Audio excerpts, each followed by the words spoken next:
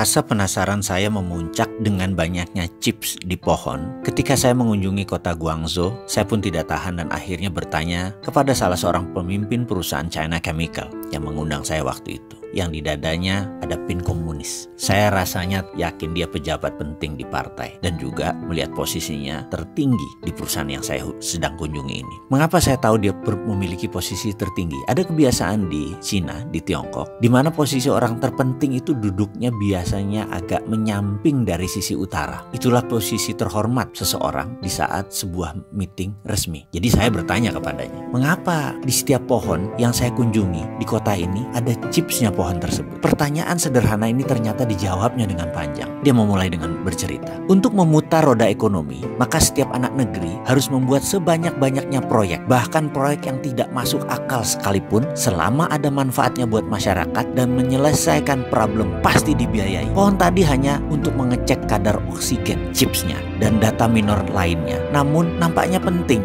Karena itu menumbuhkan faktor ekonomi. Karena itu proyek itu dibiayai oleh negara. Saya pun bertanya, yang maksudnya dibiayai itu apa? Dia melanjutkan menjawab, penciptaan uang di Cina berbasis proyek. Dan proyek ini harus berlapis-lapis, hingga 10 lapis kalau perlu. Kalau tidak, ekonomi tidak berputar. Kembali saya agak bingung. Maksudnya bagaimana? Tolong bisa dijelaskan lebih lanjut. Kita punya istilah sendiri for the sake of discussion, oke? Katanya. Jadi kita tidak menggunakan bahasa yang umum maksud dia. Oke, saya bilang. Dia melanjutkan, kalau negara cetak uang, anggap itu adalah M0. Lalu uang tersebut diberikan kepada bank, jadi M1.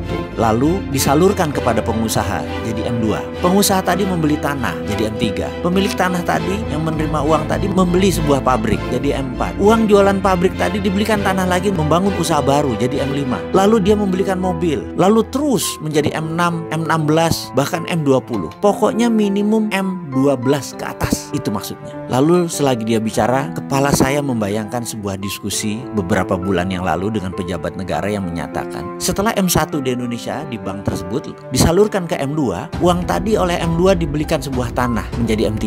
Lucunya M3 tadi sudah balik lagi ke bank, jadi M4-nya balik ke bank. Pemilik M3 tadi setelah menerima uang hanya duduk-duduk makan bunga bank saja, belanja-belanja cantik, duduk-duduk cantik, itu aja sudah, nggak ada lagi yang lain. Bagaimana ekonomi bisa muter kalau M-nya di bawah 5? Si pejabat tadi melanjutkan pembicaraannya yang membuyarkan lamunan saya. Dia melanjutkan, karena itu dalam strategi memprint money, di mana di Cina berbasis proyek, proyeknya harus berlapis-lapis, jangan satu lapis. Juga kita harus membangun budaya berbisnis. Negara harus melonggarkan banyak aturan, namun tetap dikawal ketat uangnya. Saya kembali melamun ke Indonesia. Bagaimana kalau Indonesia membuat grand plan strategi nasional ini, melibatkan proyek berlapis-lapis lebih dari 10? Kayaknya sudah boleh print money.